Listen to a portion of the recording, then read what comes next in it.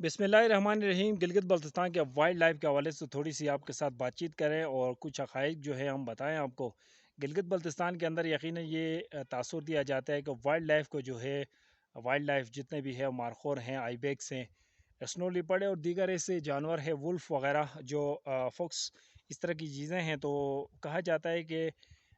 इनका जो शिकार करना या इनको मारना हुकूमत की तरफ से बैन है और इनके लिए बहुत सारी जो है सज़ाएँ जो है रखी गई हैं हुकूमत की तरफ से। तो अभी देखें कि स्नो लिपर्ड जो है इस वक्त हमारे यहाँ भी कुछ लोगों ने ये याक भी जो है पाले हैं। बेसिकली याक लोग अपने प्राइवेट याक होते हैं और उन याकों को जो है वो इन पहाड़ों के ऊपर छोड़ा जाता है, क्योंकि सर्दी हो या गर्मियाँ हो, ये गर्मियों में बहुत ही ऊंचे इलाकों में चले जाते हैं और सर्दियों के अंदर थोड़े से नीचे इलाकों में आ जाते हैं जहाँ पे बर्फ़बारी। तो बेसिकली ये ठंडे इलाकों में रहना पसंद करते हैं। तो अभी हालिया सालों के अंदर हमने देखा है कि ये पहले इतनी ज़्यादा अटैक्स नहीं होती थी। स्नो लीपर्ड जो है वो याक्स के ऊपर अटैक इतना ज़्यादा नहीं करता था। अगर करता था तो उस वक्त ये जब बच्चे देते हैं तो उस वक्त छोटे छोटे जब इनके याक के बच्चे होते थे तो उस वक्त ये अटैक करता था और बड़े याकों को जो है इतना ज़्यादा वो नुकसान नहीं पहुंचाता था। तो हालिया दिनों के अंदर आपने देखा गिलगित बल्तिस्तान के तमाम इलाकों के अंदर जो है याक के ऊपर ज़्यादा अटैक्स हो रहे हैं, क्योंकि माल मवेशी उस वक्त लोग पहाड़ों से नीचे उतारते हैं और अपने घरों के करीब जो है माल मवेशी को रखा जाता है। फिर भी जो है स्नो लिपर्ड जो अपना वहाँ तक भी रातों को पहुँच जाता है और वहाँ भी जाके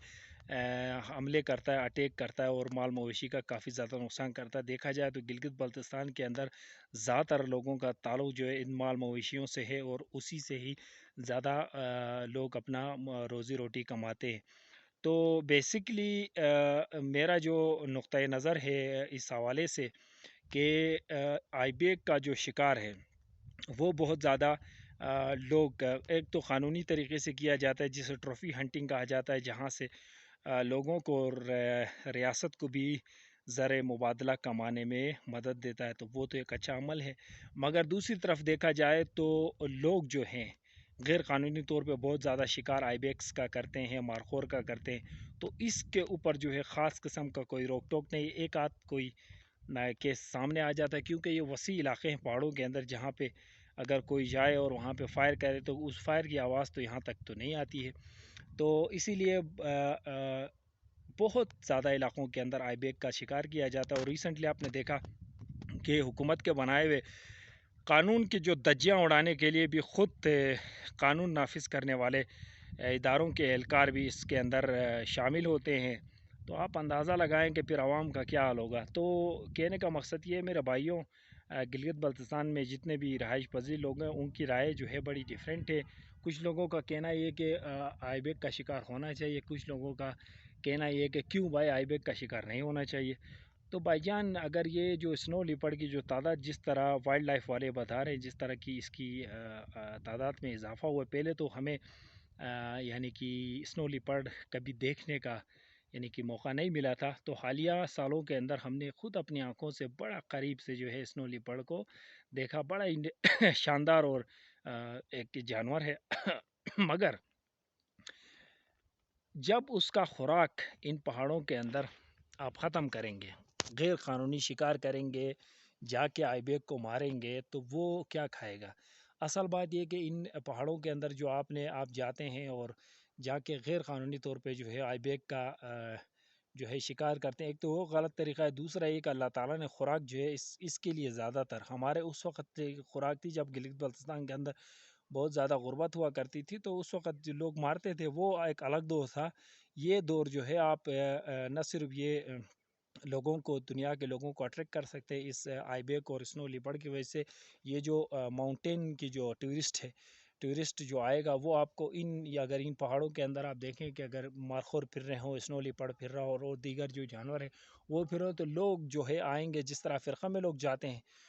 तो खुदा के बंदो, ये जो गैर कानूनी जाके आप एक मारखोर को, यानी कि इस तरह के हालात भी हमने देखे हैं कि यानी कि छोटे छोटे जो बच्चे हैं उनको भी, यानी साल साल भी नहीं हुआ उन बच्चों के ऊपर भी फायर करके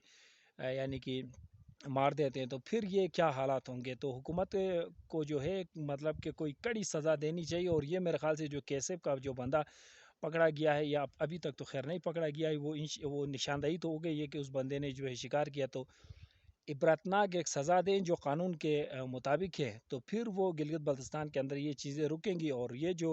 اسنو لیپرڈ ہے وہ پھر عام لوگوں کے مال مویشی کے اوپر اٹیک کرنا چھوڑے گا، کیونکہ اس کا خوراک اگر وہاں سے پہاڑوں سے وہ پورا کرے گا تو پھر وہ آ کے اس طرح کی چیزیں وہ نہیں کرے گا۔ تو آئندہ اگر